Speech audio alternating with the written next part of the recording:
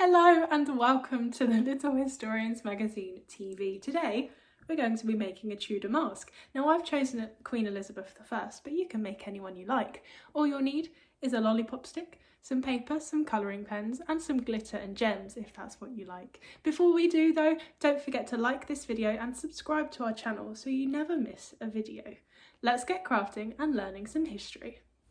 To do this craft, you need to draw the outline of your person's face and hair, and then probably get a hand from a grown-up to help you cut it out. Then is the fun bit. Colour in your person however you like.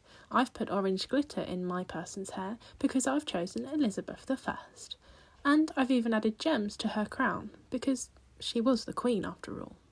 You'll also need to attach the lollipop stick so that you can hold up your mask, so make sure you flip it over and use some sellotape to attach it onto the back. And then you'll need a grown-up's help again to cut out the eye holes so you can see through your mask.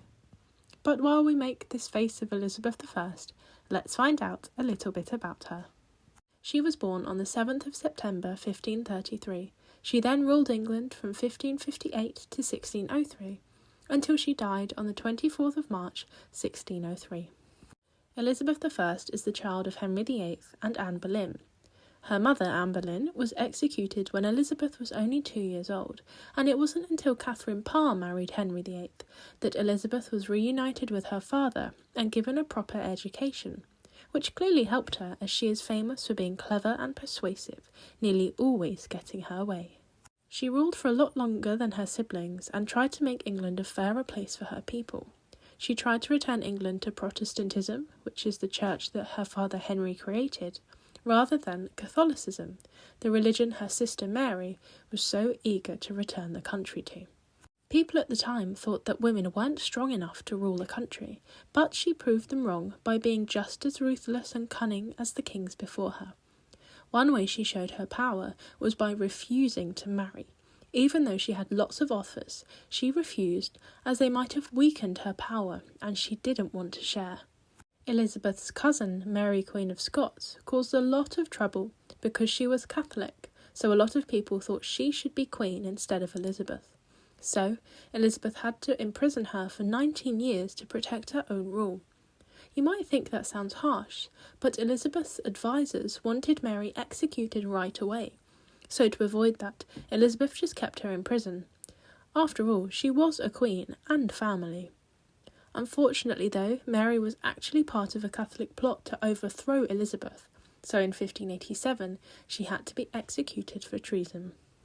Another troublemaker was King Philip II of Spain, because he was also a Catholic, so Mary's execution was very upsetting, and he decided he needed to invade and make England Catholic again.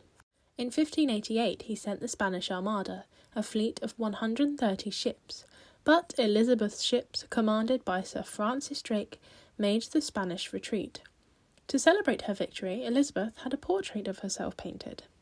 Her reign is thought to be a golden age for Britain, with brilliant playwrights like William Shakespeare and explorers like Sir Walter Raleigh. She even gave a golden speech in 1601, telling her politicians how much she loved her subjects and her country, subjects who she was very popular with.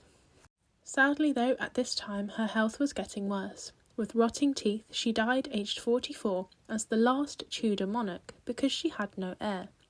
We don't really know exactly why she died, but most people think she had blood poisoning from all the lead makeup she wore. And if you want to know more about Elizabeth, you can read the Tudor edition of the Little Historians magazine. If you make this craft, don't forget to get your grown-ups to tag us in any pictures on social media, as we love seeing your creations. Thanks for watching. We'll see you next time. Bye!